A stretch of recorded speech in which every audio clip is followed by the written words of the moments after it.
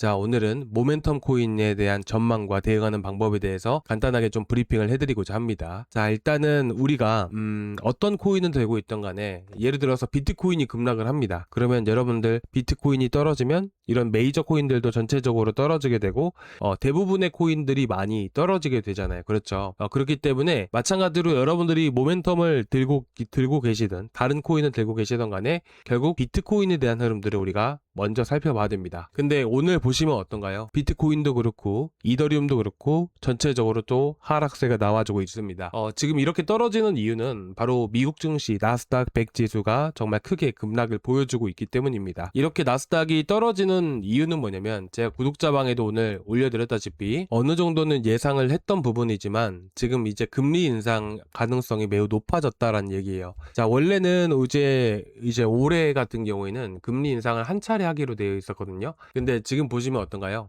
지금 뱅크 오브 아메리카에서는 연내 3차례 총 75bp 금리 인상 예상이다 라고 나와 있죠.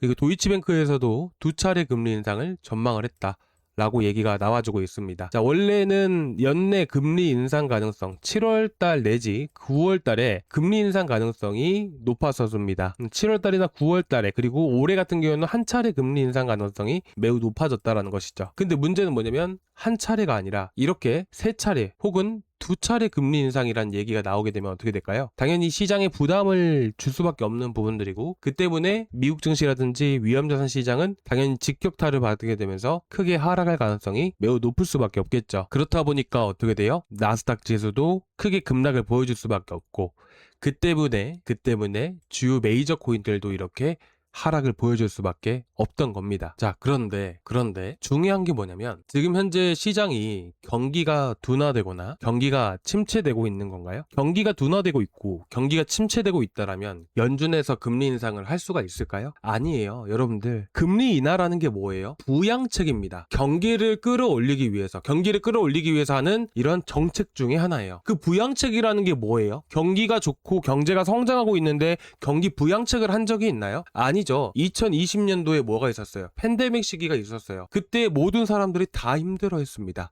그러니까 어떻게 돼요? 돈을 마구마구 찍어내고 돈을 뿌리게 되면서 경기 부양책을 그런 시기에 했다란 말이에요. 마찬가지입니다. 금리 인상이라는 것을 함에 따라서 단기적으로 위험자산 시장에는 안 좋은 영향을 미칠 수밖에 없는 것은 사실이지만 경제가 둔화되고 경제가 침체돼서 하는 것은 아니다라는 거예요. 그렇기 때문에 결코 이 부분이 장기적으로 안 좋다라고 얘기하기는 어렵다라고 말씀드리고 싶은 겁니다. 그런데 왜 금리 인상을 하는 걸까요?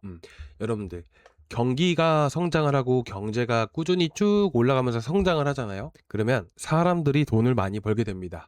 자, 물론 경제가 성장한다라고 해서 전체 산업이 모두가 성장을 하는 게 또 아니죠. 일부 산업군만 해당이 될 수도 있어요. 지금처럼.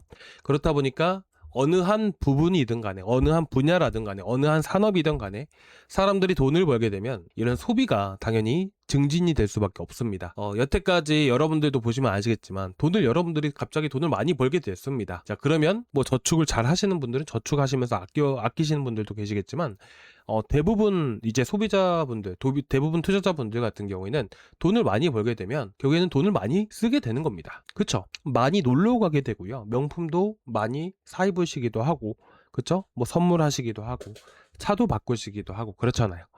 그렇기 때문에 그런 소비라는 게 증진이 되게 되면 어떻게 돼요?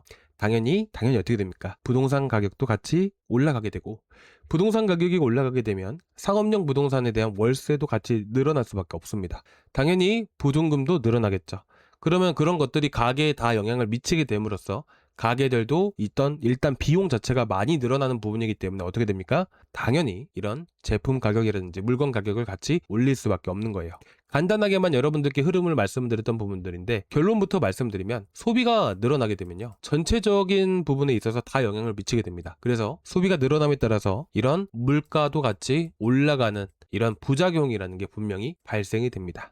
산업이 성장을 하면 소비가 증가하게 되고 물가의 상승으로 이어진다라는 것이죠. 자, 그렇기 때문에 연준 입장에서는 일단은 물가가 안 그래도 지금 많이 올라가고 있는 시점이잖아요. 물가가 올라가고 있는 시점 안에서 이제 이란 전쟁으로 인해서 유가도 똑같이 급등을 하다 보니까, 그죠? 그렇기 때문에 물가가 정말 너무나도 많이 올라간 것 같다 라는 이런 입장을 내비치게 되면서 금리 인상을 통해서 물가를 빠르게 잡기 위해서 현재 금리 인상을 한 겁니다. 자, 결론만 지어서 여러분들께 말씀드리면요. 지금 금리 인상은 경기가 침체되고 경기가 둔화되고 2022년도와 같은 시장이 만들어지고 있는 게 절대로 아닙니다.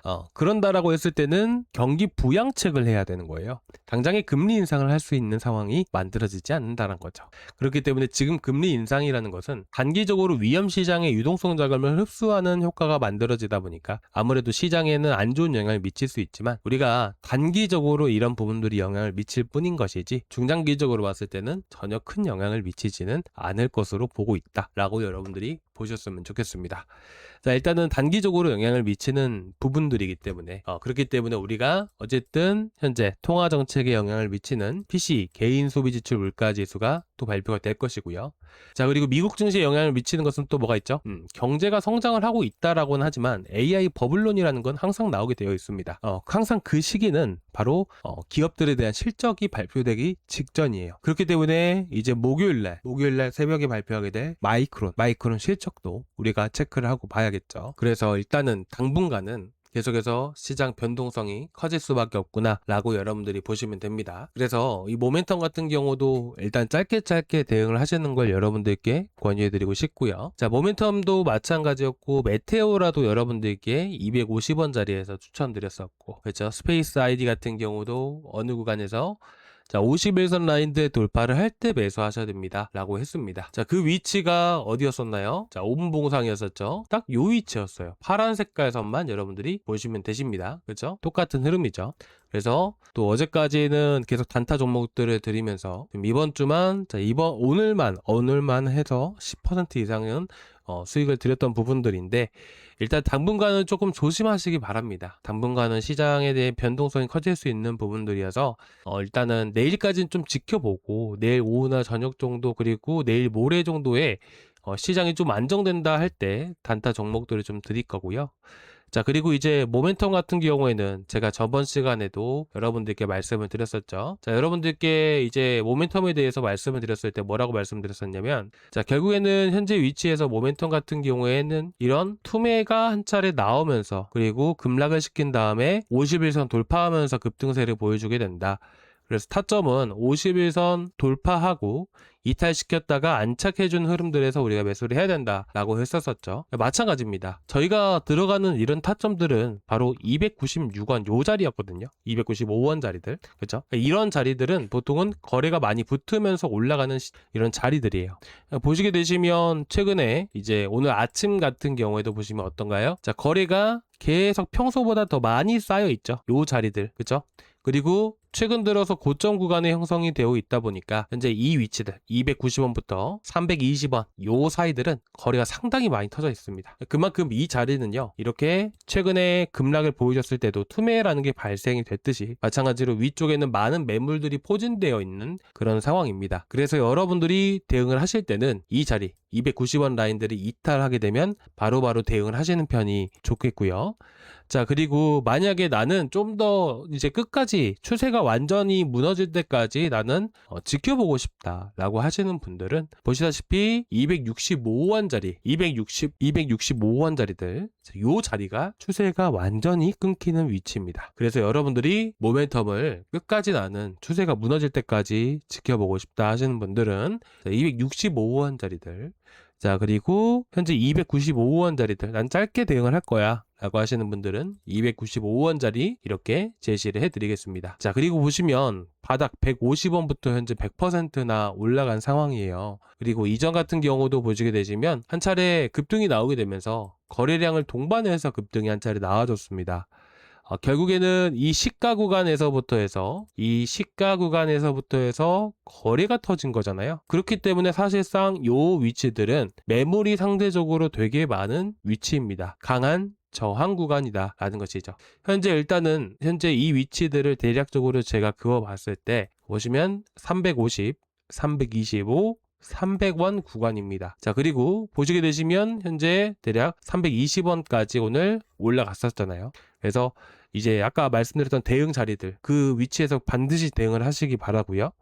그리고 현재 위치에서 잘 대응을 이제 잘 지지를 해준다 라고 했을 때는 325, 350 요 정도까지 해가지고 목표가 잡고 대응을 해보시면 좋으실 것 같습니다. 한 번에 매도하려고 하지 마시고요. 제가 말씀드린 자리들, 대응 자리 반드시 대응을 하셔야 되는 자리들 도달했을 때는 과감하게 정리를 하셔야 되고, 그리고 목표치에 도달했을 때는 비중 30%든 40%든 분할 매도하시면 됩니다. 자, 그리고 간혹 가다가 이런 질문을 주시는 분들이 계세요. 이제 예를 들어서 이제 325원까지 올라갔어요. 여기서 비중 절반을 매도를 했습니다. 그리고 나서 더 올라가면 매도하려고 기다리고 있었는데 여기까지만 닿고 내려오고 쭉 떨어지는 경우가 분명히 있거든요. 이럴 때는 어떻게 대응을 해야 될지 모르겠습니다 라고 하시거든요. 근데 사실 이게 대응하는 방법은 여러분들이 잘 알고 계시는데 왜 못하는 거냐면, 결국에는 내가 이제 이때의 가격 325원에서 매도를 할 때 내가 어느 정도 수익을 받는지 머릿속에 기억이 되어 있거든요. 그러면 여기서 매도하지 못한 아쉬움 때문에 계속 기다리게 돼요. 대응은 예를 들어서 325원까지 올라와서 비중 50% 매도를 했어요.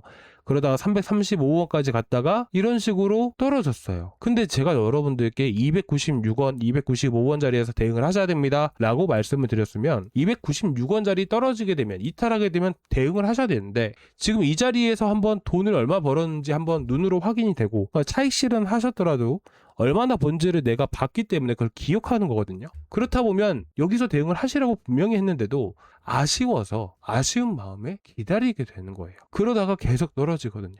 그럼 어떻게 대응을 해야 될지 모르시겠대요. 분명히 여기서 대응을 하시라고 했는데. 그러니까 이런 상황들이 발생이 됩니다. 이럴 때는 제가 말씀드린 자리들을 오면은, 예를 들어서 올라갔다 떨어지더라도 비중 절반 매도해서 수익을 봤으니까 이 자리 이탈하게 되면 이거는 종목이 끝이구나 라고 생각하고 모두 던지시는 게 맞습니다.